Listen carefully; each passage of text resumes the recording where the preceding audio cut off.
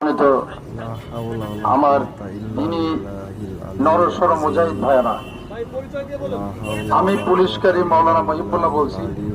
duty শেষ করে পথ দিয়ে যাচ্ছিলাম, কিন্তু আসলে আমার দিনী ভাইদেরকে একঝাক কোরআনের সৈনিকদেরকে দেখে আমি আর বসে থাকতে পারলাম না, যেহেতু আমিও কোরআনে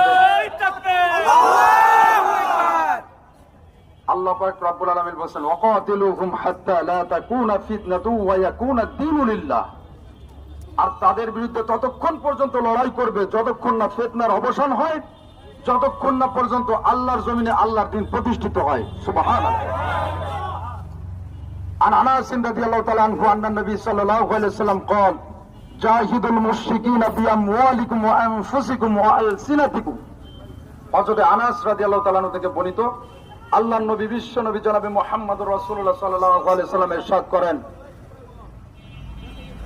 আর তাদের বিরুদ্ধে লড়াই করো বিআমওয়ালিকুম, তোমাদের মাল দিয়ে, ওয়া আনফুসিকুম, তোমাদের জান দিয়া,